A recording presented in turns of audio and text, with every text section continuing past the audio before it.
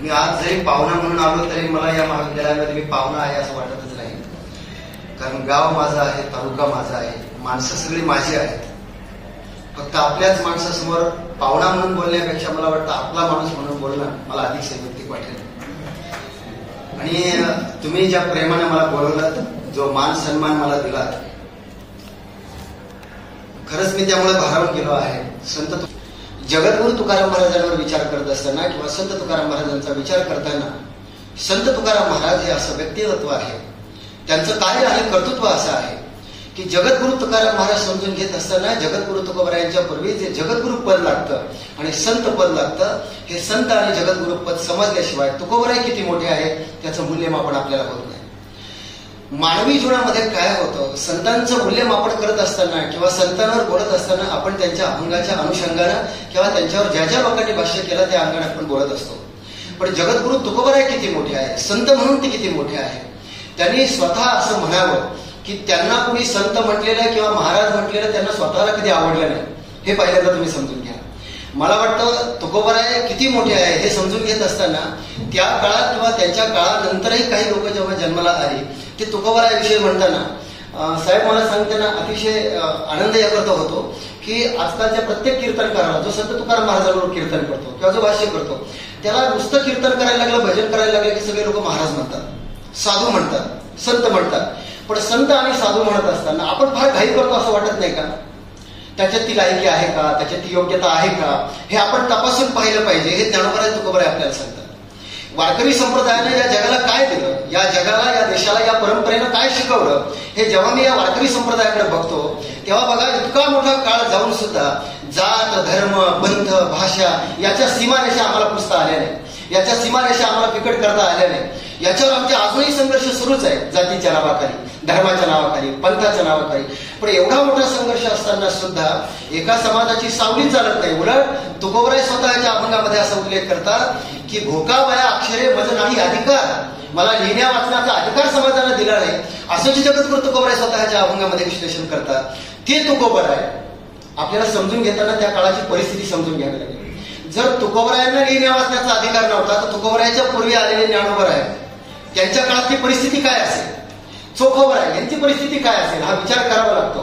चोखोबरायला मंदिरात येऊ दिलं नाही म्हणून चोखोबराय स्पष्ट लिहितात, आम्हा नकळे ज्ञान नकळे ब्रह्मज्ञान, आम्हाला तुझं ब्रह्मज्ञान नको, तुझं ज्ञान नको, तुझा धर्मही नको, सगळं चुलीत घाल, आम्हाला काहीच नको. आम्हाला काय हवंय, वारकरी संतांनी काय दिलं या जगाला. मठ आणि मंदिरामध्ये जो धर्म स्थापला गेला, मठ आणि मंदिरापुरती जी मर्यादित कक्षा आम्ही निर्माण केली, त्याच्या पुढे नामदेव महाराजांनी वाळवंटात केलेलं कीर्तन म्हणजे या देशातली पहिली लोकशाही आहे. ही पहिली लोकशाही आहे. हे आम्हाला समजून घ्यावं लागतं की एका धर्माला तुम्ही मंदिरात येऊ देत नाही ना, तुम्ही नाही म्हणता ना, तुमचा देवच नको आहे आम्हाला. जगद्गुरु तुकोबरायचा संदर्भ आहे, माझ्या लेखी देव मेला, तुकोबरायचे संदर्भ आहे. हे आम्हाला समजून घ्यावे लागतात. म्हणून कुठेतरी वारकरी संप्रदाय, वारकरी परंपरा बघा तुम्ही की जिथं जात वर्ण याच्या भेदाखाली एक वर्ण श्रेष्ठ आहे, एक वर्ण कनिष्ठ आहे असं सांगत सांगत आमची परंपरा आम्ही हे सांगत शिकत मोठे झालो. त्या देशामध्ये, त्या परंपरेमध्ये आज शाळा महाविद्यालय निर्माण झाली, ग्रंथ निर्माण झाले, ते आम्ही वाचायला लागलो, लिहायला लागलो, शिकायला लागलो, मोठमोठी व्याख्यानं ऐकायला लागलो. पण तरी सुद्धा आमच्या डोक्यातली जात गेली नाही, हे दुर्दैवाने बोलावं लागतं. का बोलावं लागतं? गेली का आमच्या डोक्यातली? उलट साहेब मी क्षमा मागून बोलतो की जेवढी शिकलेली माणसं तेवढी जातीच्या कुंपणात गुंतलेली माणसं, ज्यांना तुम्ही सुशिक्षित म्हणताना, शिकलेली माणसं म्हणताना, उलट ज्यांना आम्ही अडाणी म्हणतो, अशिक्षित म्हणतो, त्या लोकांनी जातीची कुंपणं कधीच तोडली. नाहीतर बघा तुम्ही आमचा वारकरी, ज्याला तुम्ही अडाणी समजता, अशिक्षित समजता, तो कोणत्याही माणसाच्या पायाला स्पर्श करताना पंढरीच्या लोकांचे अभिमान पाया पडे जन एकमेका, तो विचार करत नाही मी ज्याच्या पायाला स्पर्श करतो त्याची जात काय, तो कुठून आला, त्याचं गाव काय. आम्ही समोरच्याच्या आडनावून त्याची जात शोधायला लागतो लगेच. हा आपल्या जातीचा आहे का, हा कोणत्या परंपरेतून आला. म्हणून जगद्गुरु तुकोबराय समजून घेताना, वारकरी संप्रदाय समजून घेताना मी नेहमी सांगत असतो, वारकरी संप्रदायातले वारकरी माणसं कपाळाला गंध लावल्यानंतर किती जरी तुम्हाला साधी आणि भोळी दिसत असली, त्यांना साधं समजण्याच्या भानगडीमध्ये, भोळं समजण्याच्या भानगडीमध्ये पडू नका. आचार विचाराची आणि तत्वज्ञानाची बैठक जी या महाराष्ट्रामध्ये वारकरी संतांकडे आहे ती जगामध्ये कोणाकडेच नाही. याचं कारण सांगतो की यांच्या मुळाशी ज्ञानोबराय तुकोबराय आहे, त्यांचा विचार आहे. माझे आजोबा आचार्य वेदांत वाचस्पती जगन्नाथ महाराज पवार त्यांच्या कीर्तनामध्ये म्हणायचे की वारकरी तुम्हाला गरीब दिसू द्या, परिस्थितीनं दुबळा दिसू द्या, पण त्याच्या चेहऱ्यावरचं समाधान. सर क्षमा मागून बोलतो, आज प्राध्यापक असो, शिक्षक असो, इंजिनियर असो, डॉक्टर असो, आज माझ्याकडे संतपीठामध्ये जेवढे लोक शिकायला येतात ना, मोठमोठ्या नोकरीवर आहे. कोणी जज आहे, कोणी वकील आहे, कोणी डॉक्टर आहे, पण त्यांचे चेहरे वाचले ना असमाधानी जीवन जगताना लोक दिसतात. ही लोक काय येतात संतांचे विचार करायचं कारण सांगू. आज मी संतपीठातून एक गोष्ट तर नक्की शिकलो कळून घे सर, की मला एक अनुभव आला की जगामध्ये तुम्ही पैशानं सत्तेनं कितीही समृद्ध व्हा, पण जोपर्यंत तुम्ही ज्ञानोबराय तुकोबरायांच्या विचाराकडे येणार नाही तोपर्यंत सुख आणि समाधान कशाला म्हणतात हे तुम्हाला कळणारच नाही. ही ताकद आहे संतांच्या विचाराची, ऊर्जा आहे त्याच्यामध्ये. माझे आजोबा म्हणायचे की वारकरी संप्रदायातला माणूस कधी कधी तुम्हाला दुबळा दिसेल, सीन दिसेल, सामान्य दिसेल, पण त्याच्या चेहऱ्यावरचा आनंद, त्याच्या चेहऱ्यावरचं सुख हे कुठल्या पॅरामीटरमध्ये मोजता येत नाही. याचं कारण आहे की तुम्ही बघा, ते म्हणायचे की महाराष्ट्रातला माणूस हा जर विजेची तार असेल, त्यांचं वाक्य मला खूप आवडायचं, महाराष्ट्रातला माणूस हा जर विजेची तार असेल तर त्यातली वीज मात्र ज्ञानोबराय तुकोबराय हे कधीच विसरू नका, हे कधीच विसरू नका. कारण आमच्यामध्ये जे चैतन्य आहे, आमच्यामध्ये जो उत्साह आहे, आमच्यामध्ये जो आनंद आहे तो कुठून येतो, आमच्यामध्ये जी समृद्धी येते ती कुठून येते. आजही जगामध्ये जेव्हा आम्ही वर्तमानपत्र उघडून पडतो सर साहेब तुम्हाला सांगतो, तेव्हा समाज कोणत्या दिशेला चालला आहे, समाज कशा पद्धतीने जीवन जगतो आहे हे जर बघितलं तर जाणवतं की आज संतांच्या विचाराची गरज काय समाजाला. संत हा शब्दच असा आहे की त्या शब्दात संतांनी सांगितलं, जे का रंजले गांजले त्यासी म्हणे जो आपुले, तोची साधू ओळखावा देव तेथेची जाणावा. संतत्वाची व्याख्या काय आहे. जसं एक आई असते की आईला मुलांनी किती जरी त्रास दिला तरी आई मरेपर्यंत मुलांना कधी शाप देत नाही, तिला आई म्हणतात, तिला आई म्हणतात. का देत नाही? कारण तिचं अंतःकरण आईच आहे. तसं संत या जगामध्ये तुम्ही संत माय बाप कृपावंत काय मी पतित कीर्तीवान. संत हे आईबाप आहे, संत हे मायबापाच्या भूमिकेमध्ये आहे. आणि संत जेव्हा मायबापाच्या भूमिकेमध्ये असतात, संत जेव्हा जगाचे आईबाप होतात, तेव्हा जगाला शिकवतात बोध काय आहे, त्याचा परिणाम काय आहे. आणि मला वाटतं संतांचं मोठेपण यामध्ये आहे. मला वाटतं मी पहिल्यांदाच तुम्हाला सांगितलं की या जगामध्ये संत म्हणताना, साधू म्हणताना, महाराज म्हणताना अलीकडे काय झालंय माहितीये का, साधू, संत, महाराज, आचार्य, प्राचार्य, संत, प्राध्यापक हे शब्द वापरताना आपण काही करायला लागलो. काही शब्द लोकांची लायकी आहे, योग्यता नाही बघतच नाही, कोणालाही सांगतो म्हणतो, कोणालाही महाराज म्हणतो. साहेब तुम्हाला सांगतो, तुकोबरायचं वर्णन करताना काय शब्द वापरावा तुकोबरायला. निळोबराय त्यांचे शिष्य होते, त्यांना लक्षात येईना काय शब्द वापरावा. तुकोबरायचं वर्णन करायचे, काय शब्द वापरावा. निळोबराय अष्टक लिहिलं. त्या अष्टकामध्ये असं वर्णन आहे, महाराज हा जन्मला भूलोकी, दुजी उपमा नाढळे इहलोकी. या लोकांमध्ये जगद्गुरु तुकोबरायचं जीवन पाहिल्यानंतर, जगद्गुरु तुकोबरायला पाहिल्यानंतर महाराज सोडून दुसरं पद मला जाणवत नाही असं आपण म्हणतो. निळोबराय म्हणतात. मला वाटतं आता जेवढे महाराज लोक महाराज शब्द लावतात मागे, म्हणजे आम्ही आलो त्याच्यामध्ये सगळे, खरंच आपण आहोत का त्या लाईनीमध्ये कुठेतरी, हा विचार आपल्याला करावा लागतो. मी गमतीनं कधी कधी सांगत असतो, आपण महाराज साधू म्हणताना घाई करतो, पण जगद्गुरु तुकोबरायचा अभंग आहे. जुन्या काळामध्ये बाई जेव्हा जात्यावर दळण दळते, तुकोबरायचा दृष्टांत आहे, हलवणी खुंटा अधिक करा बळकट. तुकोबराय म्हणतात की ती बाई जात्यावर दळण दळता दळता आताच्या बायांना खुंटा नाही कळायचा, कारण जातच राहिलं नाही, जात होतो पूर्वी. तर ते जात दळण दळता दळता ती बाई काय करायची, तर ते घट्ट आहे की नाही, पक्क आहे का नाही ते पाहण्याकरता ती हलवून बघायची. आणि ते जर पक्क नसेल तर त्याला कशाला ठोकायची, दगडानं कशाने तरी ठोकायची, म्हणजे त्याला पक्क करायचे. तसं तुकोबराय म्हणतात, जगामध्ये गुरु निवडताना, संत म्हणताना, कोणाला महाराज म्हणताना जरा त्याला ठोकून पहा.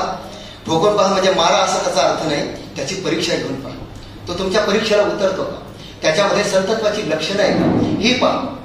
एक गंमत सांगतो तुम्हाला कळावं ना. एकदा काय झालं, एका बस स्टँडवर एक संन्याशी पेहराव केलेला माणूस, दाढी वाढवलेली, भगवे कपडे घातलेले. आता जनरली आपल्याकडे व्यवहारामध्ये भगवे कपडे असेल आणि दाढी वाढवलेली असेल तर लोक काय म्हणतात, साधू म्हणतात. साधू म्हणून गरीब बिचारी भोळी भाबडी बाई, तिला दया आली, तिला वाटलं साधू माणूस आहे, आपण काहीतरी दिलं पाहिजे. आणि म्हणून तिने एक 5 रुपयाचं नाणं काढलं. कष्ट करणारी, ऐका बरं का, साधू संत आपण कोणाला म्हणतो, तिने काढलं, त्या महाराजाच्या हातात नेऊन ठेवलं. त्या महाराजांना एवढा राग आला, तळपायाची आग मस्तकाला गेली. तो महाराज रागा त्या बाईला बोलायला लागला. म्हटले, मूर्ख, नालायक, कळतं का तुला काय? सामान्य पामर लोक तुम्हाला कळत नाही साधू माणसाबरोबर कसं वागायचं असतं, महाराज लोकांबरोबर कसं वागायचं असतं. म्हटले, मी महाराज आहे, साधू आहे, एवढा मोठा काशीवर मोठा पंडित होऊन आला आणि कुशाल तू माझ्या हातावर पैसे ठेवलेस. आता ती बाई बिचारी सामान्य होते, रडायला लागली, गळा तिच्या डोळ्यातून पाणी निघायला लागलं. ती बाई त्या साधूला म्हणते, साधू महाराज, आता माझी चूक झाली, आता तुम्हीच काहीतरी प्रायश्चित्त सांगा म्हणजे मला कळेल काय करावं. ते म्हटले, आता प्रायश्चित्त एकच आहे, तुझ्या हाताने जे पैसे तू माझ्या हातावर ठेवलेस ते तुझ्या हाताने उचल आणि माझ्या खिशात टाक. आता हे त्या साधूच्या हाताला चावत होते का? पण साधुत्वाचा जो आव आम्ही आणतो, जगद्गुरु तुकोबरायाचा संदर्भ आहे. ऐसे कैसे झाले भोंदू, कर्म करुणी म्हणती साधू, भोगीती विषयाचा सोहळा, दाविती वैराग्याच्या कळा, अंगा लावून या राख, डोळे झाकून या करती पाप. अशानं तुम्ही साधू म्हणणार आहात का? अशानं तुम्ही संत म्हणणार आहात का? आपण संत म्हणतो कोणाला, साधू म्हणतो कोणाला? मला वाटतं या बाबतीमध्ये कोल्हापूरचे आपले डॉक्टर यशवंत पाठक, ज्यांनी संत साहित्यावर खूप अभ्यास केलेला आहे, त्यांचं एक लेक्चर मी ऐकलं होतं, मला खूप आवडलं. त्यांचा एक संदर्भ आहे. डॉक्टर यशवंत पाठक असं म्हणतात की जगामध्ये चमत्कार केला म्हणून संत मोठे नाही. माझं बोलणं नीट आहे का? संतांची चमत्कार बाजूला ठेवा, चमत्कारामुळे सगळा गोंधळ झाला. संतांनी चमत्कार केले म्हणून संत मोठे नाही. संतत्व हा जगातला सगळ्यात मोठा चमत्कार आहे. संत होणं सोपी गोष्ट नाही. तुका म्हणे अंगे भावे ते आपण तरीच महिमान घेईल कळो. एखादी मुलगी जर वाईट वागायला लागली तर तिची आई तिला काय म्हणते माहितीये का? बाई, तुला हे आत्ताच नाही कळणार, केव्हा कळेल? जेव्हा तू आई होशील. तसं जगामध्ये संतांवर बोलणं खूप सोपं आहे, संतांच्या व्याख्या करणं खूप सोपं आहे, संतांवर भाष्य करणं खूप सोपं आहे. पण संत काय आहे हे एक्झॅक्ट जो संत झालाय, जो संतत्वाच्या परिभाषेला उतरलाय, जो संतत्वाच्या व्याख्येला जाऊन पोहोचलाय, त्याने सांगावं संत काय. संत सांगण्याची घाई आम्ही करतो, पण संत ठरवताना विचार करून बघा ना. सोपं आहे का हे? स्वतः ज्ञानोबरायांच्या झोळीमध्ये आयुष्यभर आळंदीतल्या लोकांनी किती त्रास दिला, एवढा त्रास दिला ज्ञानोबरायांना की त्यांच्या झोळीमध्ये कधी लोकांनी मूठभर पीठ टाकलं नाही. पण जर कोणी पीठ टाकलं असेल तर शेण टाकलं, त्यांच्या वर दगडं मारली, त्यांना त्रास दिला. पण एवढा त्रास देऊन सुद्धा विचार करण्यासारखी गोष्ट आहे. आपल्याला जर कोणी त्रास दिला तर आपण म्हणतो तुला कोर्टात ओढ, म्हणतो की नाही? साधी गोष्ट आहे, भांडण करतो. पण संतांची जी मांडी आली आहे ती किती वेगळी आहे. संत शब्द सांगते मी तुम्हाला, किती वेगळी आहे की एवढा त्रास देऊन सुद्धा ज्यावेळेस ज्ञानेश्वरी लिहिली त्यावेळेस जगातले विद्वान संत साहित्याच्या अभ्यासक असं बोलतात की एखादा माणूस जर आयुष्यभर त्रास सहन केला, बघा बरं का तुम्ही, जे विद्रोही साहित्य तुम्हाला दिसेल जगामध्ये, जे विद्रोही साहित्य, आमचे लहाने सर आहे, सगळ सर यांना विचारा, जी लोक विद्रोही साहित्य मांडतात ते विद्रोही साहित्य कुठून जन्माला येतं माहिती आहे?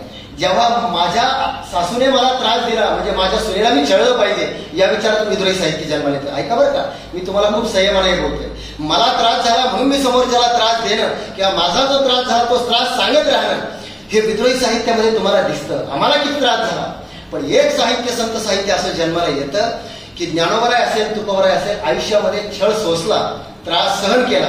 पण एवढा त्रास सहन करून सुद्धा जगातले विद्वान लोक, संत साहित्याचे लोक सांगतात की एवढं हलाहल विष संतांनी पचवलं, जगाचा त्रास सहन केला. पण ज्यावेळेस जगाविषयी बोलण्याची वेळ आली ना, त्यावेळेस जगाचं कल्याण होऊ दे, जगाचं चांगलं होऊ दे, हे फक्त संत तुकाराम महाराजच म्हणू शकतात. याचं कारण ही संतत्वाची उंची, हे जगामध्ये दुसरं तिसरं कोणी म्हणू शकत नाही. याहून संतांची उंची ठरते, याहून संतांचं मोठेपण ठरतं. ज्या नाथ महाराजांच्या भूमीमध्ये मी राहतो त्या नाथ महाराजांच्या अंगावर काही ठिकाणी 52 वेळा, काही ठिकाणी 108 वेळा यवन थुंकला असे उद्गार थुंकला. काही बोलले का? काहीच बोलले नाही. काही बोलायला पाहिजे होतं, काहीच बोलले नाही. बरं, किती शांती, किती शांती. एवढ्या वेळा थुंकून थोडाफार राग यायला पाहिजे होता. बरं, गंमत सांगतो साहेब तुम्हाला की त्या काळामध्ये त्या पैठणमध्ये जे ब्राह्मण राहत होते त्या ब्राह्मण लोकांनी काय केलं माहितीये का? त्यांना जेव्हा कळालं नाथ महाराजांना राग येत नाही, साधूचा हा स्वभाव आहे, साधूला राग येत नाही, नाथ महाराजांना राग येत नाही. आता तुम्हाला एक विचारतो मी, राग येणं चांगलं का वाईट? वाईट. मग एखाद्या माणसाला जर राग येत नसेल ही चांगली गोष्ट आहे का वाईट गोष्ट आहे? चांगली गोष्ट आहे, राग येत नाही. पण नाथ महाराजांना राग येत नव्हता याचाच पैठण मधल्या काही लोकांना राग येत होता. माझं बोलणं लक्षात येत नाही. नाथ महाराजांना राग येत नव्हता याचाच पैठण मधल्या काही लोकांना राग येत होता. मग यांना राग कसा येईल त्याच्याकरता प्रयत्न, मग अंगावर थुंकले. बरं, एवढ्या वेळात थुंकून मी कधी कधी गमतीनं सांगत असतो, आम्ही आता महाराज लोक कधी कधी धोतर नेसतो, काठाचं धोतर असतं आमचं, पांढरे शुभ्र कपडे असतात. महाराज लोकांना इतके चांगले दिवस आले, आता आमच्या मोतीजी सरना माहितीये, इतके चांगले दिवस आले की आम्ही जर कुठं ग्रामीण भागात गेलो ना, लोक म्हणतात महाराज काय स्वयंपाक करू तुम्हाला, लाडू करू, पेढे करू, काय तुम्हाला काय लागतं, एवढा आदर सत्कार करतात. आणि खरं सांगतो साहेब, आमच्यावर लोक ज्ञानोबराय तुकोबरायांनी एवढं कमवून ठेवलंय की आमच्यावर एवढं प्रेम करतात की ग्रामीण भागातले लोक म्हणतात महाराज तुमचे पाय आमच्या घराला लागू द्या, आमचं काहीतरी चांगलं होईल. मी गमतीनं म्हणत असतो, रोज आमचे जिथं पाय लागतात तिथं अजून काही चांगलं झालं नाही, तुम्ही कशाला. हा गमतीचा भाग सांगतो, पण ते आदर करतात, प्रेम करतात आणि एवढ्या आदराने आम्हाला बोलवतात. विचार करण्यासारखी गोष्ट आहे. आमच्या अंगावर कोणी थुंकत नाही. मी सांगतोय तुम्हाला, संतत्वाची व्याख्या किती मोठी आहे. नाथ महाराजांच्या अंगावर थुंकले, राग आले नाही, आमच्या अंगावर कोणी थुंकत नाही. पांढरे शुभ्र कपडे आमचे असतात. तुम्हाला सांगतो, आताचा महाराज जर एखादा बस स्टँडवर उभा असेल, थुंकणार नाही अंगावर कोणी, पण बाजूला थुंकला, समजा गावंडे बाजूला थुंकला आणि जर वाऱ्याने दोन चार शिंतोडे उडाले त्याच्या धोत्रावर, आता पांढरे शुभ्र धोतर, त्याची तळपायाची आग मस्तकाला जाईल, एवढा राग मस्तकाला जाईल. साहेब तुम्हाला सांगतो, आताच्या महाराज लोकांनी शाप दिलेले लोक मरत नाही म्हणून बरं आहे, त्याचे किती नेले असते इथं सांग. ही वस्तुस्थिती आहे. ज्या काम क्रोधाच्या परिभाषा आम्ही सांगतो आहे, जी संत म्हणतात की काम क्रोध आम्ही बंदीखाने केले, आम्ही कामाला क्रोधाला जिंकलं, असे जे संत म्हणतात. अहो तुकोबराय मोठे आहे यामध्ये मला नवल वाटत नाही. तुकोबरायांच्या सहवासात राहणारी माणसं किती मोठी आहे याचे उदाहरण तुम्हाला सांगतो की इथं जर कोणी वकिली शास्त्राचा अभ्यास केला असेल, तुकोबरायचं मोठे पण सांगते तुम्हाला मी की तुकोबराय मोठे येत नवल नाही, तुकोबरायच्या बरोबर राहणारी माणसं किती मोठे आहे. शास्त्र सांगतो तुकोबरायचा काळ 350-400 वर्षापूर्वीचा. ऐका, ज्या वेळेस तुकोबरायचं मोठे पण मला यामुळे वाटतं की आज सरकार एवढी तुटपुंजी मदत जर केली ना, आम्ही ही माफी केली ती माफी केली, सरकारवर मला बोलायचं नाही, पण मी तुम्हाला मुद्दा सांगतोय की आम्ही शेतकऱ्यासाठी काय काय करतो हे सगळं सरकार सातत्यानं सांगतं, सातत्यानं प्रयत्न करत राहतं, सांगतं. पण खरं सांगा, शेतकऱ्याला कर्जमाफी केली म्हणून बोंबलणारे लोक आम्ही आतापर्यंत कितीतरी पाहिले, कितीतरी समाजामध्ये आम्हाला दिसले. पण या जगामध्ये साहेब तुम्हाला खरं सांगतो, या देशामध्ये, या जगामध्ये पहिली कर्जमाफी जर कोणी केली असेल तर ती छत्रपती शिवाजी महाराजांनी आणि जगद्गुरु तुकाराम महाराज. पहिली कर्जमाफी. शेतकऱ्याला समजून घेतलं, त्याचं कर्ज सोडून दिलं आणि नुसतं कर्ज सोडलं नाही, स्वतःच्या वह्या डुबवल्या कर्जाच्या. पण यातलं मला तुम्हाला बारीक नेक सांगायचे, तुम्ही कोणी अभ्यास की नाही मला माहित नाही, पण तुकोबराय किती मोठे आहे आणि तुकोबरायांच्या सहवासातली माणसं किती मोठे आहे याकरता सांगतो. ज्यावेळेस जगद्गुरु तुकोबरायांच्या लक्षात आलं की दुष्काळ एवढा भयंकर पडला की बरे झाले देवा बाईल मेले, देवे बाईल सोडविले, बायको मेली, मुलगा मेला, एवढा प्रचंड वेदना, प्रचंड संघर्ष जगद्गुरु तुकोबरायांच्या वाट्याला आला. आणि तो संघर्ष जेव्हा जगद्गुरु तुकोबरायांच्या वाट्याला आला तेव्हा जगद्गुरु तुकोबरायांच्या लक्षात आलं की माझ्यासारख्याचे जर हे हाल होत आहेत तर सामान्य माणसाची काय परिस्थिती असेल. महाजनकी होती जगद्गुरु तुकोबरायांच्या घरामध्ये. सगळ्या वह्या घेतल्या, डुबवायला गेले. ऐका बरं का, नीट ऐका, डुबवायला गेले, इंद्रायणी टाकायच्या, पण तेवढ्या जिजाबाईने हात धरला. ऐका बरं का, आताच्या मुलींना सुद्धा सांगतोय आणि आताच्या सगळ्या आया बाया सगळ्यांनी ऐकून ठेवा, हे कशा करता सांगतोय. जगद्गुरु तुकोबरायचा हात धरला. म्हटले तुकोबराय तुम्हाला वह्या डुबवता नाही येणार. म्हटले का? हे बारीक बोलणं आहे बरं का, कायदा कशाला म्हणतात, बारीक बोलणं आहे, त्या काळात कायदा नव्हता, तुम्हाला वह्या डुबवता नाही येणार. म्हटले का? अहो म्हटले तुम्ही सगळं कर्ज डुबवायला निघाला, पण कर्ज जेवढा काही पैसा तुमच्या कुटुंबाकडून लोकांनी कर्ज म्हणून घेतलाय तो तुमच्या एकट्याचा आहे का? एकट्याचा आहे का? नाही, त्यात तुमच्या भावाचा वाटा आहे. तुमच्या वाट्याचं तुम्ही डुबवू शकता, पण तुमच्या भावाचं तुम्ही डुबवू शकत नाही. हे त्या काळामध्ये जिजाबाई सांगते. म्हणजे जिजाबाई किती श्रेष्ठ असेल हे विचार करतो. हे आम्हाला समजून घ्यावं लागतं. आज कायदा सुद्धा सांगतो की भावाचं भावाला द्यावं लागतं, पण त्या काळामध्ये जिजाबाईने जगद्गुरु तुकोबरायला सांगितलं तुमच्या भावाचं तुम्ही अर्ध काढून द्या. अर्ध्या वह्या काढून दिल्या आणि अर्ध्या स्वतःच्या वाट्याच्या डुबवल्या. इतका कायदा तज्ञाचा अभ्यास करणारे जर जगद्गुरु तुकोबराय असतील तर मला वाटतं या जगामध्ये वारकऱ्याला सुद्धा कोणी कायद्याची भाषा सांगायची नाही. खरं विचार करण्यासारखी गोष्ट आहे. तुकोबरायचं जे मोठेपण आहे, संत तुकाराम महाराजांच्या जीवनाची जी उंची आहे ती आपण जर मोजायला लागलो, ते आपण जर लक्षात घेतलं तर तुकोबराय काल, आज आणि उद्या या 3 टप्प्यावर जेव्हा मी जगद्गुरु तुकोबरायचं विश्लेषण करतो, जेव्हा जगद्गुरु तुकोबरायकडे बघतो, तेव्हा विचार करण्यासारखी गोष्ट आहे की जगात तुम्ही आयुष्यामध्ये कसल्याही प्रसंगामध्ये राहा, कोणत्याही प्रसंगामध्ये राहा, जगद्गुरु तुकोबराय तुम्हाला मार्गदर्शक होतात. मी याही पुढे जाऊन एक वाक्य तुम्हाला सांगेन की तुम्ही देव माना, धर्म माना, नका मानू, तो तुमचा प्रश्न आहे. देव माना, नका मानू, तुमचा प्रश्न आहे. मंदिरात जा, नका जाऊ, तुमचा प्रश्न आहे. श्रद्धा हा ज्याचा त्याच्या ते म्हणतात आमचा बाप तसा मूर्खच होता, पण जेव्हापासून मी काम करायला लागलो तेव्हापासून एवढ्या माढ्या, एवढ्या जमिनी, आणि आमच्या वडिलांना काही येत नव्हतं, पण काय सांगावं तुम्हाला, 2च एकर जमीन होती, पण कोरीत 2 चक्कर केली. तो वेगळा भाग आहे. आणि हे सगळं आम्ही करत आहोत. बरं, त्यातले त्या काही लोक याच्या पुढे म्हणतात, सर तुम्हाला सांगतो आमचे जे आईबाप आहेत ते माझ्यात राहतात. हा एक शब्द अलीकडे आला, त्यांना मी सांभाळतो. आज माझ्या व्याख्यानात काही नाही लक्षात राहिलं तर सांगा. संत साहित्य काय शिकवतो माहिती? आई बाबा इतकं मोठं जगात कोणी होत नाही आणि कधी होतही नसतं. आईबाप माझ्यात राहतात असं कधीच म्हणू नका. आम्ही आईबापात राहतो हे सातत्यानं म्हणा. आपण आईबापात राहतो मरेपर्यंत, हे मोठे पण लक्षात आलं पाहिजे. मी त्यांचा आहे तसंच जाऊ द्या. याच्यापेक्षा सोपं सांगू, बायकोने सुद्धा नवऱ्याच्या बाबतीत काय म्हणावं बरं? ते माझे कमी त्यांची. अलीकडे आधुनिक वर आहे, न बोललेलं बरं. अजून तुमचं तर व्हायचं बाकी आहे, तुम्ही हसायला लागला. बायकोने काय म्हणावं? ते माझे का मी त्यांची? मी त्यांचे हा शब्द नाही, ते माझे. आणि साहेब ते माझे नाही नुसते, ग्रामर सांगतो ते माझेच, पुन्हा माझे, इतके माझे का आई बापाचे सुद्धा नाही. हे इथपर्यंत आता वारं आलंय. सर दुर्दैवाने तुम्हाला सांगतो, काळुंके सर, गावंडे सर, एका माणसाने, आता हे लग्नाचे दिवस आहे, मला वाटतं तुम्हाला आता लग्नाला जायचंय म्हणून सांगतो, लग्न पत्रिका घेऊन काही लोक घरी येतात. एक माणूस माझ्या घरी आला. आम्ही किती दुर्दैवी आहोत. संतांनी वैश्विक दृष्टी आम्हाला शिकवली. हे विश्वची माझे घर, विष्णुमय जग वैष्णवांचा धर्म शिकवणारे जगद्गुरु तुकोबराय. सगळं जग हे आमचं घर आहे आणि घरातली सगळी माझी भावंड आहे, बहिणी आहे, हे आमच्या ज्ञानोबराय तुकोबरायांनी शिकवलं. आणि आम्ही कुठे चाललो, एक माणूस मला पत्रिका घेऊन आला, काळुंके सर, गावंडे सर, आणि कुठे चाललो आम्ही घेऊन, तो पत्रिका घेऊन आला. म्हटलं महाराज माझ्या मुलीच्या लग्नाला आशीर्वाद द्यायला या. तुमच्या पायाच्या आशीर्वादानं माझ्या मुलीला इतकं चांगलं स्थळ मिळालं, इतकं चांगलं स्थळ मिळालं. म्हटलं झालं काय? म्हटलं इतकं चांगलं स्थळ मिळालं, तुम्ही आशीर्वाद द्यायला. म्हटलं झालं काय? म्हटले महाराज तुमच्या पायाच्या आशीर्वादानं माझ्या मुलीला इतकं चांगलं स्थळ मिळालं, सासू नाही, सासरा नाही, भाया नाही, दीर नाही, नणंद नाही. मी म्हटलं आता नवराही नाही म्हणतो की काय? कुठे चाललो कुठे?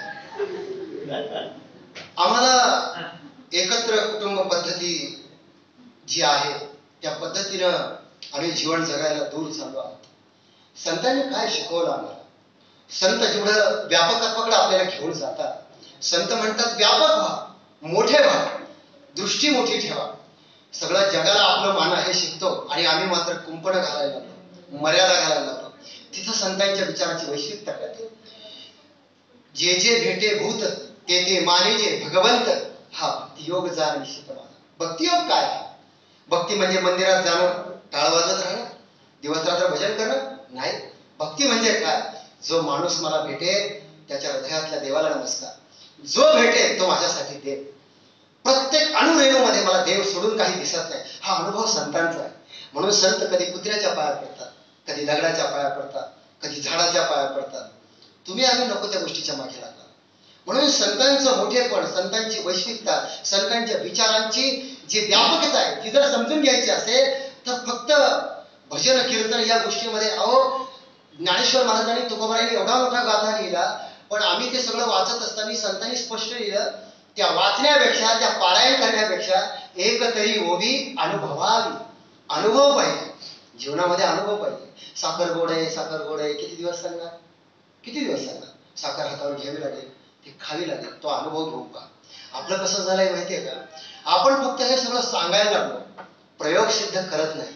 म्हणून संतांकडे पाहत असताना, संतांची वैचारिकता स्वीकारत असताना, संतांच्या आज दुर्दैवाने आपल्याला असं म्हणावं लागतं साहेब की ज्ञानोबराय तुकोबरायांच्या विचाराचा प्रचार आणि प्रसार करणारी माणसं खूप निर्माण झाली. माणसं सामान्य ती सामान्य माणसापर्यंत ज्ञानोबराय तुकोबरायांचा विचार सुद्धा जातो आहे, जातो, नक्कीच जातो, पण त्या विचाराला आचाराची जोड नाही. हे दुर्दैव आहे. जे संतांनी सांगितलं ते आमच्या आचरणात नाही. आम्ही फक्त ऐकतो, फक्त बोलतो, पण बोलणं संतांनी सांगितलं, अहो बोलणं सुद्धा संतांनी शिकवलं की कसं बोललं पाहिजे, कसं बोललं पाहिजे. आता बोलण्याची नाही, देवा दिलं काय साचा आणि मवा नितळे आणि रसा, शब्द जैसे कल्लोळ अमृताचे, अमृतासारखं बोललं पाहिजे. काही माणसं असं बोलतात, ज्ञानोबराय तुकोबराय म्हणतात, अरे आपण असं बोलावं की आपल्याला पाहिल्यानंतर माणसाला असं वाटलं पाहिजे की 4 किलोमीटरचा रस्ता जरी लांब पडला तरी या माणसाला भेटून आपण गेलं पाहिजे, असं वाटलं पाहिजे, असं आपण बोललं पाहिजे. आपल्याला भेटून जर लोक रस्ता बदलत असतील तर आपण विचार केला पाहिजे आपण कोणत्या लायकीचा. विचार करण्यासाठी काही माणसं, एखादा माणूस जर आजारी पडला त्याला भेटायला जातात. बघा तुम्ही, आपल्या बोलण्याची क्वालिटी एवढी भारी असते. एखाद्या माणसाला आपण जर म्हटलो अरे या गावामध्ये तो आम्ही पाटील राहतो, चालतो का भेटायला त्याला, तो म्हणतो महाराज मरून जाईल त्याच्या घरी पाणी पिण्याकरता. का म्हणतात लोक असं? कारण आपल्या बोलण्यामध्ये तेवढी योग्यता आहे. आपण कसं बोललं पाहिजे. एखादा माणूस आजारी पडला ना साहेब, आता हे काय आम्ही व्याख्यानात शिकवायचं कसं बोलावं, हे संतांनी शिकवायचं, पण शिकवलं संतांनी बोलावं कसं, वागावं कसं, राहावं कसं. आज एवढा काळ गेल्यानंतर हे पुन्हा पुन्हा आम्हाला का सांगावं लागतं, का तुकोबरायचे विचार पुन्हा पुन्हा आग्रहाने शिकवावे लागतात. याचं कारण आम्ही ते विसरत चालतो, याचा विसर आम्हाला पडत चालला. आजारी माणसाला भेटायला जातात लोक, 1 किलो सफरचंद घेऊन जातात, चांगली गोष्ट आहे, सफरचंद घेऊन जातात. पण त्या आजारी माणसाला जर कॅन्सर झालेला असेल कसं बोलावं आपण त्याच्याशी, त्याला कॅन्सर झालेला असतो, हे सफरचंद घेऊन जातात त्याच्यासमोर ठेवतात. आता ठेवल्यानंतर कसं बोलावं बरं, चांगलं बोलावं ना. हा कसं म्हणतो माहितीये का, हा म्हणतो काय सांगावं रामराव भाऊ, शामराव भाऊ, कॅन्सर आजार म्हणजे फार दुर्धर आजार. आमच्या गावामध्ये 10 लोकांना कॅन्सर झाला होता, सगळे हाल हाल करून गेले, हा उद्या मरायचा आजच मरेल. म्हणजे आपण कोणाशी बोलतो आहोत, कोणाला भेटतो आहोत, कसं बोललं पाहिजे. संतांनी म्हणावं, काळ हा कोणासाठीही थांबला नाही, नाशिवंत देव जाणार सकळ, आयुष्य खातो काळ सावधान. पण आयुष्य सगळ्यांचं संपणार आहे. इथं पीर आणि पैगंबर शिल्लक राहिले नाही, येथे उरो नाही आले अवतार, इथं संत राहिले नाही, देव राहिला नाही, तेव्हा तू काय राहशील, राहील तर काय राहील. तुका म्हणे एका मरडीची सरे, उत्तमची उरे कीर्ती माती. तुम्ही आणि मी एक दिवस शरीराची होय माती, तुमच्याही शरीराची मातीच होणार, माझ्याही शरीराची होणार. पण आपण गेल्यानंतर या जगाला आपली आठवण हे आपण लक्षात ठेवलं पाहिजे. म्हणून मी नेहमी म्हणत असतो, महापुरुष हे देहानं जातात, महापुरुष हे देहानं जातात, पण त्यांच्या कार्यानं, त्यांच्या कर्तृत्वानं ती सतत संजीवन असतात. आपण आपल्या कामानं मागं शिल्लक राहिलं पाहिजे. पण आपलं कसं झालंय माहितीये का, संतांनी कर्मवाद शिकवला, काम करायला शिकवलं, पण आता कीर्तनकार लोक असो का बोलणारे लोक असो, संतांचं कर्मवाद सांगतच नाही, संतांचं कर्म करणं शिकतच नाही साहेब. फक्त आपण एकच वाक्य पाठ करून ठेवले, ठेविले अनंते तेसीची राहावी, चित्ती असू द्या समाधान. तुकोबरायचं हे उद्गार फार पाठ करून ठेवलं लोकांनी. बरं आपण एखाद्याला म्हटलं अरे ते लिहिलं ठीक आहे, पण ते कोणत्या अर्थाने लिहिलं, कोणत्या संदर्भाने लिहिलं, तो संदर्भ मागे पुढे काही असेल ना त्याच्यात, तो वाचावा लागेल ना. एक सांगा तुम्ही, काहीही कर्म न करता जर तुम्हाला सगळं भेटणार आहे असं जर संतांना लिहायचं होतं तर मग तुम्ही गोरोबा काका बघा, सावता महाराज बघा, या संतांनी काम सोडलं का. कांदा मुळा भाजी अवघी विठाबाई माझी, गाडगे घडवत घडवत लोकांना परमार्थ शिकवला, भक्ती शिकवली, नाम शिकवलं, चांगलं जगायला शिकवलं. म्हणजे संतांनी कर्म न जाणता कर्मे ईशू भजावा. तुमच्या कर्मामध्ये, तुमच्या कामामध्ये ईश्वर आहे.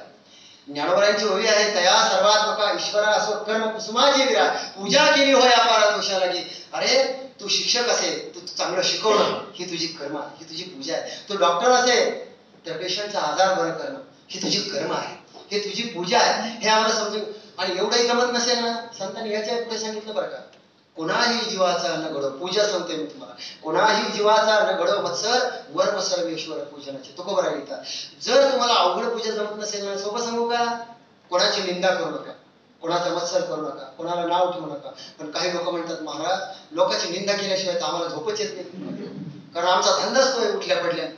कारण कोणाला, काही लोकांना तुम्हाला सांगतो, माझे आजोबा म्हणायचे बापू, ते म्हणायचे की काही लोकांना लोकांच्या घराला आग लागली की एवढं बरं वाटतं, तुका म्हणे जन्म आल्याचे सार्थ. लोकांच्या घराला आग लागली आणि तुम्हाला काय मिळणार आहे. पण ज्ञानोबा तुकोबरायांच्या विचारांचं श्रेष्ठत्व इथे आहे की या संतांनी जगाचे आघात सोसले, जगाचे आघात सहन केले. पण हे सगळे आघात सहन करून, ते सगळे पचवून, तरी सुद्धा विषयाची साधी गरळ सुद्धा त्यांच्या तोंडातून आली नाही. त्यांचं वाङ्मय वाचा.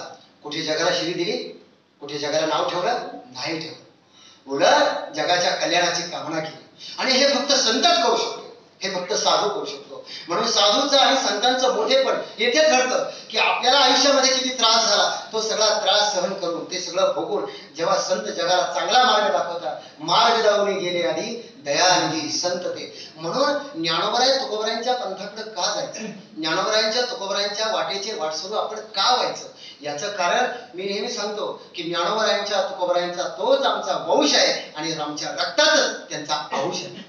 हे आम्हाला समजून घ्यावं लागतं. कारण या संतांच्या श्रेष्ठत्वाकडे, आणि मला वाटतं आज विद्यार्थी सुद्धा आहे म्हणून त्यांच्याकरता सांगतो की तुम्ही विचार करा की आमचं वय आज एवढं आहे आणि आम्हाला तुम्ही संत ज्ञानेश्वर महाराज सांगता किंवा जगद्गुरु तुकोबाराय सांगता, आणि का वाचायचे जगद्गुरु तुकोबाराय? शेवटी तुमच्याकडे येऊन थांबणार आहे की याकरता की आजच्या तरुणाने संत साहित्याचा अभ्यास का करावा. मी एक संतपीठामध्ये जगद्गुरु तुकोबाराय शिकवतो म्हणून तुम्हाला मुद्दा म्हणून सांगतो की का आपण अभ्यास करायचा संतांच्या विचाराचा हे समजून घ्या. कारण आयुष्यामध्ये जोपर्यंत पैसा नसतो तोपर्यंत पैसा मिळवण्याचा हव्यास माणसाला असतो. सत्ता नसते तोपर्यंत सत्ता मिळवायची वाटते. पण एका ठिकाणी मी एक वाक्य वाचलं तर साहेब मला एवढं आवडलं.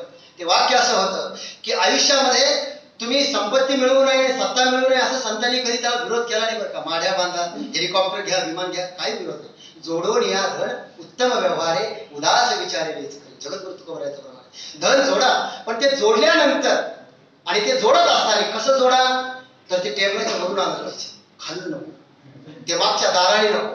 हे संतांनी स्पष्ट केलं. कारण संतांचं सांगणं हे आहे की संपत्ती आणि सत्ता ही जर अनितीनं आणि अधर्मानं आली, संतांचं शिकवणं आहे, सत्ता आणि संपत्ती ही जर अनितीनं आणि अधर्मानं आली तर ती किती जरी आली तरी ती तुम्हाला कधीच सुख आणि समाधान देणार नाही. याचं कारण असं आहे की अनितीने आणि अधर्माने आलेली सत्ता आणि संपत्ती म्हणजे ही प्रेतावरची फुलं आहे जी तुम्हाला हसूही देत नाही आणि रडूही देत नाही. आयुष्यामध्ये इतकी माणसं पाहिली की आज मी अशी माणसं पाहतो की त्याच्याकडे संपत्तीची कमी नाही, पण तुम्ही बघा आयुष्यामध्ये ती माणसं सुख शोधायला लागली, समाधान शोधायला लागले. वर्तमानपत्र वाचून बघा, आतामध्ये कोल्हापूरला एका इन्स्पेक्टरने मोठ्या पदावर असलेल्या PSI ने स्वतः आत्महत्या केली, बायकोलाही मारलं, मुलालाही मारलं. ही कशाची लक्षण आहे? माणसं आत्महत्या का करतात? याचं कारण आहे विचाराचा अधिष्ठान, विचार नाही. हे सांगू, आयुष्य जगण्याकरता पैसा लागतो, संपत्ती लागतं, सगळं मान्य आहे मला, संतांनाही ते मान्य आहे. पण हे लागत असताना त्याबरोबर सत्सद विवेक बुद्धी लागते, संतांचे विचार लागतात, आणि त्या विचाराशिवाय माणूस समाधानी आणि सुखी होऊ शकत नाही. हे शाश्वत सत्य आहे संतांच्या विचारात. म्हणून या वारकरी संप्रदायाने हे शिकवलं की वारकरी संतांनी दिलेला जो विचार आहे आजच्या तरुणाने का स्वीकारायचा. जेव्हा बापू साहेब मी वर्तमानपत्र वाचतो तेव्हा माझ्या लक्षात येतं की 10वीची मुलं आत्महत्या करतात, 12वीची मुलं आत्महत्या करतात, एक पेपर गेला म्हणून, काहीला नोकऱ्या लागत नाही म्हणून आत्महत्या करतात. बरं मी म्हणतो जे नापास झाले ते आत्महत्या करतात, जे पास होऊन काही दिवे लावले त्यांना जाऊन एकदा विचार. बरं जे नोकऱ्या लागत नाही म्हणून आत्महत्या करतात त्यांना माझा विचार नाही. जे परमनंट झाले मोठमोठ्या पदावर त्यांना जाऊन भेटा, तेही आत्महत्या करतातच की.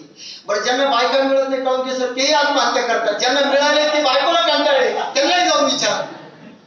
वस्तुस्थिती ही आहे जीवनामध्ये तुमच्याकडे परिस्थिती कशी आहे हे महत्वाचं नाही. तुकोबाराय म्हणतात मेरू पासोनी थोरे देह दुःखेचे डोंगरे दाटी जेव्हा पडी भरे चित्त न तटे. की संतांचं सांगणं हे आहे की संत वाङ्मय हे शिकवत नाही की परिस्थिती तुमच्यावर कशी असू द्या त्या परिस्थितीमध्ये सुखाने आणि समाधानाने जीवन कसं जगायचं हे अध्यात्म शिकवतं, हे संत साहित्य शिकवतं. म्हणून तुम्ही बघा तुकोबारायचा मुलगा मेला, बायको मेली, तुटले नाही तुकोबाराय. गाडगे महाराजांच्या कीर्तनामध्ये निरोप आला, महाराज तुमचा मुलगा वारला. काय म्हणले गाडगे महाराज, किती गेले कोट्या कोटी काय रोग एकासाठी. अध्यात्म केल्यानं तुमच्या जीवनात दुःख येणार नाही अशी शाश्वती मी देत नाही, दुःख येईल, पण त्या दुःखामध्ये तुम्ही विचार करा की आमचं वय आज एवढं आहे आणि आम्हाला तुम्ही संत ज्ञानेश्वर महाराज सांगता किंवा जगद्गुरु तुकोबाराय सांगता, आणि का वाचायचे जगद्गुरु तुकोबाराय? शेवटी तुमच्याकडे येऊन थांबणार आहे की याकरता की आजच्या तरुणाने संत साहित्याचा अभ्यास का करावा. मी एक संतपीठामध्ये जगद्गुरु तुकोबाराय शिकवतो म्हणून तुम्हाला मुद्दा म्हणून सांगतो की का आपण अभ्यास करायचा संतांच्या विचाराचा हे समजून घ्या. कारण आयुष्यामध्ये जोपर्यंत पैसा नसतो तोपर्यंत पैसा मिळवण्याचा हव्यास माणसाला असतो, सत्ता नसते तोपर्यंत सत्ता मिळवायची वाटते. पण एका ठिकाणी मी एक वाक्य वाचलं तर साहेब मला एवढं आवडलं. ते वाक्य असं होतं की आयुष्यामध्ये तुम्ही संपत्ती मिळवू नये, सत्ता मिळवू नये असं संतांनी कधी त्याला विरोध केला नाही बरं का. माढ्या बांधा, हेलिकॉप्टर घ्या, विमान घ्या, काही विरोध नाही. जोडून या धन उत्तम व्यवहारे उदास विचारे वेच करी, जगद्गुरु तुकोबारायचं प्रमाणे. धन जोडा, पण ते जोडल्यानंतर आणि ते जोडत असताना कसं जोडा, तर ते टेबलाच्या वरून आणलं पाहिजे, खाल्लं नको, ते मागच्या दाराने नको. हे संतांनी स्पष्ट केलं. कारण संतांचं सांगणं हे आहे की संपत्ती आणि सत्ता ही जर अनितीनं आणि अधर्मानं आली, संतांचं शिकवणं आहे, सत्ता आणि संपत्ती ही जर अनितीनं आणि अधर्मानं आली तर ती किती जरी आली तरी ती तुम्हाला कधीच सुख आणि समाधान देणार नाही. याचं कारण असं आहे की अनितीने आणि अधर्माने आलेली सत्ता आणि संपत्ती म्हणजे ही प्रेतावरची फुलं आहे जी तुम्हाला हसूही देत नाही आणि रडूही देत नाही. बघा, आयुष्यामध्ये मी इतकी माणसं पाहिली की आज मी अशी माणसं पाहतो की त्यांच्याकडे संपत्तीची कमी नाही, पण तुम्ही बघा आयुष्यामध्ये ती माणसं सुख शोधायला लागली, समाधान शोधायला लागले. वर्तमानपत्र वाचून बघा, आतामध्ये कोल्हापूरला एका इन्स्पेक्टरने, मोठ्या पदावर असलेल्या PSI ने स्वतः आत्महत्या केली, बायकोलाही मारलं, मुलालाही मारलं. ही कशाची लक्षण आहे? माणसं आत्महत्या का करतात? याचं कारण आहे विचाराचा अधिष्ठान, विचार नाही. एक सांगू, आयुष्य जगण्याकरता पैसा लागतो, संपत्ती लागतं, सगळं मान्य आहे मला, संतांनाही ते मान्य आहे. पण हे लागत असताना त्याबरोबर सत्सद विवेक बुद्धी लागते, संतांचे विचार लागतात, आणि त्या विचाराशिवाय माणूस समाधानी आणि सुखी होऊ शकत नाही. हे शाश्वत सत्य आहे संतांच्या विचारात. म्हणून या वारकरी संप्रदायाने हे शिकवलं की वारकरी संतांनी दिलेला जो विचार आहे आजच्या तरुणाने का स्वीकारायचा. जेव्हा बापू साहेब मी वर्तमानपत्र वाचतो तेव्हा माझ्या लक्षात येतं की 10वीची मुलं आत्महत्या करतात, 12वीची मुलं आत्महत्या करतात, एक पेपर गेला म्हणून, काहीला नोकऱ्या लागत नाही म्हणून आत्महत्या करतात. बरं मी म्हणतो जे नापास झाले ते आत्महत्या करतात, जे पास होऊन काही दिवे लावले त्यांना जाऊन एकदा विचार. बरं जे नोकऱ्या लागत नाही म्हणून आत्महत्या करतात त्यांना माझा विचार नाही. जे परमनंट झाले मोठमोठ्या पदावर त्यांना जाऊन भेटा, तेही आत्महत्या करतातच की. बरं ज्यांना बायका मिळत नाही काढून सर तेही आत्महत्या करतात, ज्यांना मिळाले ते बायकोला कंटाळले त्यांनाही जाऊन विचार. वस्तुस्थिती ही आहे, जीवनामध्ये तुमच्याकडे परिस्थिती कशी आहे हे महत्वाचं नाही. तुकोबराय म्हणतात, मेरू पासोनी थोडे देह दुःखेचे डोंगरे दाटीचे बा पडी भरे चित्त न दटे. की संतांचं सांगणं हे आहे की संत वाङ्मय हे शिकवत नाही की परिस्थिती तुमच्यावर कशी असू द्या, त्या परिस्थितीमध्ये सुखाने आणि समाधानाने जीवन कसं जगायचं हे अध्यात्म शिकवतं, हे संत साहित्य शिकवतं. म्हणून तुम्ही बघा, तुकोबरायचा मुलगा मेला, बायको मेली, तुटले नाही तुकोबराय. गाडगे महाराजांच्या कीर्तनामध्ये निरोप आला, महाराज तुमचा मुलगा वारला. काय म्हणले गाडगे महाराज, किती गेले कोट्या कोटी काय रोग एकासाठी. अध्यात्म केल्यानं तुमच्या जीवनात दुःख येणार नाही अशी शाश्वती मी देत नाही. दुःख येईल, पण त्या दुःखामध्ये सामान्य माणसामध्ये आणि संत साहित्याचा अभ्यास करणाऱ्या माणसामध्ये फरक कुठे पडतो. माझं एक वाक्य ऐकून ठेवा की सामान्य माणसाच्या जीवनामध्ये जर दुःखाची डोंगर आदळली, संकट जर आली तर त्या संकटाने तो तुटून जातो. पण संत साहित्याचा अभ्यास करणारा संत माणूस त्याच्या आयुष्यात जर संकट आदळली तर संकट तुटतात पण तो तुटत नाही. ही संत साहित्याची ताकद, ही संत साहित्याची ताकद असते. म्हणून आजच्या तरुणाने संत वाङ्मयाचा अंगीकार का करायचा, संत वाङ्मय का वाचायचं. जीवनामध्ये कितीही कसलीही परिस्थिती येऊ द्या, कारण आज माझ्या समोर बसलेले सगळे डॉक्टरेट झालेले लोक आहेत, सगळे अभ्यासक लोक आहेत, आणि माझ्यापेक्षा विद्वान आहे, वयोवृद्ध आहे, ज्ञानवृद्ध आहे, तपस्वी आहे. मी फार मोठा उपदेश तुमच्या समोर करावा एवढा काही मोठा अभ्यासक नाही, पण मी फक्त एका संत साहित्याच्या भूमिकेतून हे बोलतो आहे की आज शाश्वती देता येत नाही की तुम्ही अमुक केलं म्हणजे तुम्हाला हे प्राप्त होईल, पण एवढी शाश्वती मात्र संत साहित्य देतं की जर तुम्ही संतांच्या वाङ्मयाचा अभ्यास केला, संत साहित्याचा जर अंगीकार केला, तर उद्या तुम्ही जीवनात कुठेही असा, कोणत्याही परिस्थितीमध्ये असा, त्याही परिस्थितीमध्ये तुम्ही सहजतेनं तारा की ताकद ज्ञानोबराय तुकोबरायच्या विचारात, हे आम्हाला समजून घ्यावं लागेल. म्हणून आज तुकाराम बीजेच्या निमित्तानं तुकाराम बीज या शब्दाचा अर्थ जाता जाता सांगतो. बीज हा शब्द का वापरला? बीज हा शब्द आहे वासनेचं प्रतीक. बीज हा शब्द आहे काम, क्रोध, लोभ, मत्सर, दंभ आणि अहंकार. जेव्हा बीज भाजवणी केली लाही, आपण शेतकरी आहोत, धान्य जर पेरलं तर उगवतं, पण तेच धान्य जर त्याची लाही केली किंवा ते भाजलं आणि जर पेरलं तर उगवतं का? नाही पेरत. म्हणजे त्याचा जो अंश आहे त्याचा नाश होतो. तसं संतांनी म्हणावं, आपल्या जीवनामध्ये आपणही, आपल्याही जीवनामध्ये तुकाराम बीज याचा अर्थ असा की मला वाटतं आज तुकाराम बीजेच्या निमित्तानं आपणही जगद्गुरु तुकोबरायच्या चरणी नतमस्तक होताना तुकोबरायला हात जोडून म्हणावं की तुकोबराय, जी बीज तुमच्या जीवनात आली तीच बीज आमच्याही जीवनात येऊ द्या, आणि आमच्याही जीवनामध्ये जे काम, क्रोध, लोभ, मत्सर, दंभ, अहंकार हे जे विकार आहे, आमच्या जीवनामध्ये जो काही दोष आहे, त्या दोषांचं जे बीज आहे ते बीज जळू द्या. आणि खऱ्या अर्थानं मला वाटतं हे बीज जर आपल्या जीवनातलं गेलं, जळालं, तर खऱ्या अर्थानं आपण जगद्गुरु तुकोबरायची बीज साजरी केली असं म्हणू शकतो. पुनश्च एकदा आपण या तुकाराम बीजेच्या निमित्तानं मला आदरणीय तालुक्याचे माजी आमदार किशोरजी पाटील साहेब यांनी या ठिकाणी बोलवलं, त्याबद्दल सरांचे शतशः आभार मानतो आणि थांबतो. धन्यवाद.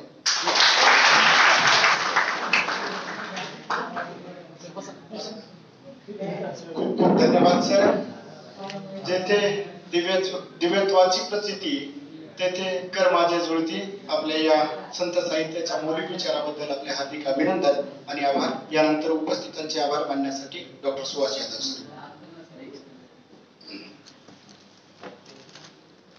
आज संत तुकाराम व्याख्यान मालेच्या अनुषंगाने आयोजित या विशेष व्याख्यान कार्यक्रमाचे अध्यक्ष, आमच्या संस्थेचे अध्यक्ष, आमचे प्रेरणास्थान माझे आमदार किशोर पाटील साहेब, ज्यांच्या मार्गदर्शनाखाली आम्ही या विशेष व्याख्यानमालेचं आयोजन दरवर्षी आमच्या महाविद्यालयात करणार आहोत, असे आमचे मार्गदर्शक किशोर पाटील साहेब यांचे मी सांस्कृतिक विभाग आणि महाविद्यालयाच्या वतीने आभार व्यक्त करतो।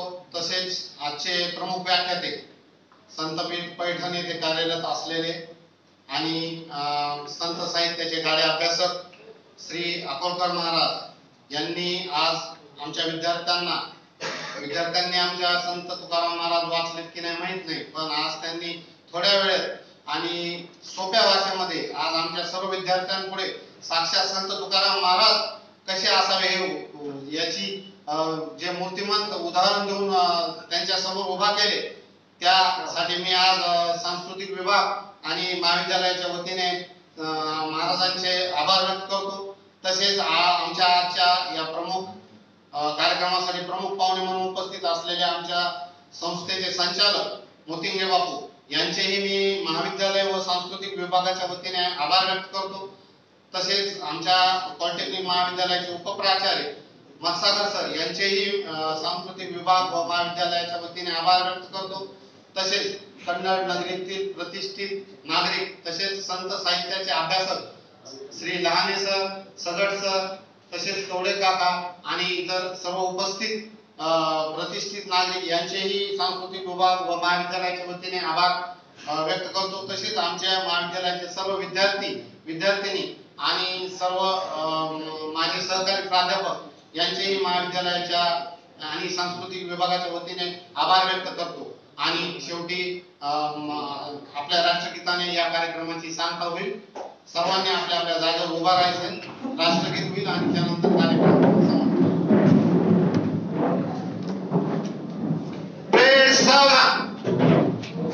एक साथ राष्ट्रगीत शुरू करेंगे। शुरू कर।